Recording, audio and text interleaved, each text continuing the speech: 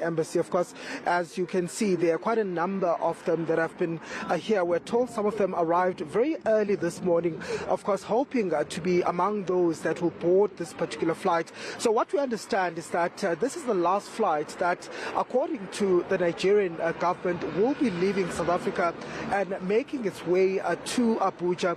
And of course, you recall that this process started in June, where we saw quite a number of nationals that were worried about the 30th of June unofficial deadline, many of them saying that they feared for their safety, and many of them saying that in fact they had sold their properties and that wanted to be repatriated back to their home country, fearing that there will be violence on the 30th of June. And of course many of them were then registered to be repatriated back to their country.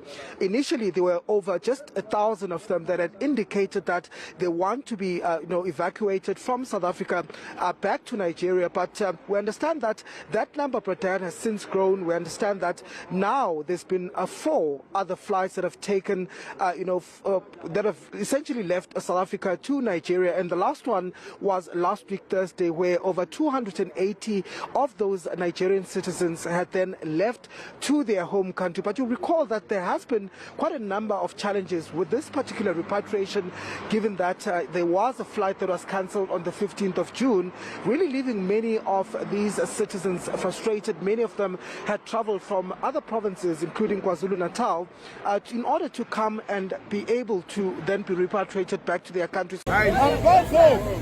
Since 2014, I'm back home. Premises, but after every time I called the police helped me. It was 3 years ago. So police chased them away. For that one, I must be honest. The police, they rescued me.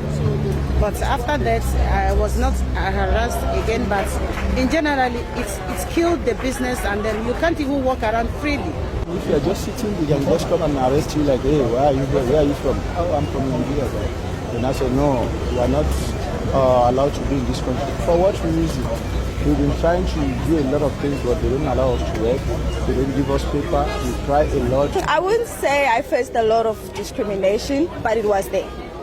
But I wouldn't say I faced it, but it was there. I've witnessed a lot of people faced it. I would say the xenophobia actually happened to me when I was growing up, because I used to experience critics from other kids calling me names like Makwerekere, Magrigamba, or they will say I should go back to my country, I don't belong there. So what actually made me make up my mind was even my kids, they're going through almost similar things.